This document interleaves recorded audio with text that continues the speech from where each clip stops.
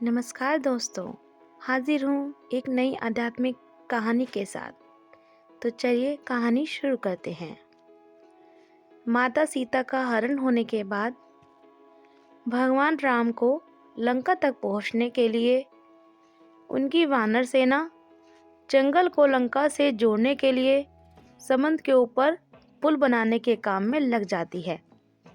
पुल बनाने के लिए पत्थर पर भगवान श्री राम का नाम लिखकर पूरी सेना समुद्र में पत्थर डालती है।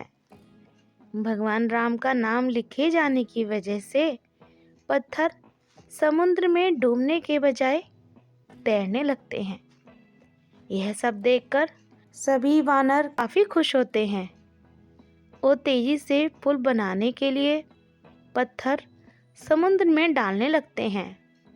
भगवान राम पुल बनाने के लिए अपनी सेना के उत्साह, समर्पण और जुनून को देखकर काफ़ी खुश होते हैं। उस वक्त वहाँ एक गिलहरी भी थी जो मुंह से कंकड़ उठाकर नदी में डाल रही थी। उसे ऐसा बार बार करते हुए एक वानर देख रहा था। कुछ देर बाद वानर गिलहरी को देखकर मजाक बनाता है। वानर कहता है, हे गिलहरी, तुम इतनी छोटी सी हो, समुद्र से दूर रहो। कहीं ऐसा ना हो कि तुम इन्हीं पत्थरों के नीचे दब जाओ। यह सुनकर दूसरे वानर भी गिलहरी का मजाक बनाने लगते हैं। गिलहरी यह सब सुनकर बहुत दुखी हो जाती है।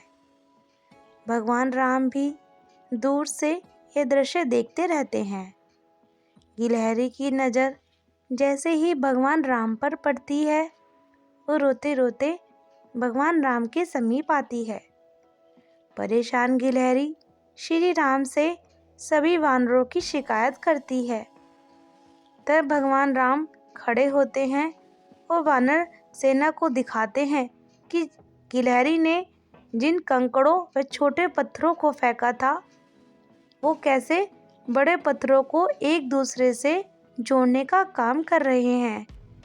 भगवान राम कहते हैं, अगर गिलहरी इन कंकड़ों को नहीं डालती तो तुम्हारे द्वारा फेंके गए सारे पत्थर इधर उधर बिखरे रहते। ये गिलहरी के द्वारा फेंके गए पत्थर ही हैं जो इन्हें आपस में जोड़े हुए हैं। पुल बनाने के लिए गिलहरी का योगदान भी वानर सेना के सदस्यों जैसा ही अमूल्य है। इतना सब कहकर भगवान राम बड़े ही प्यार से गिलहरी को अपने हाथों से उठाते हैं। फिर गिलहरी के कार्य की सराहना करते हुए श्री राम उसकी पीठ पर बड़े ही प्यार से हाथ फेरने लगते हैं। भगवान के हाथ फेरते ही गिलहरी के छोटे से शरीर पर उनकी उंगलियों के निशान बन जाते हैं। तब से ही माना जाता है कि गिलहरियों के शरीर पर मौजूद सफ़ेद धारियाँ कुछ और नहीं बल्कि भगवान राम की उंगलियों के निशान के रूप में मौजूद उनका आशीर्वाद है। तो प्रिय दर्शकों, आपको आज की आध्यात्मिक कहानी कैसी लगी? प्लीज़ कमेंट में जय श्री राम लिखना ना भूलें। ऐसी ही और आध्यात्मिक कहानी मैं आपके लिए लाती रहूँगी।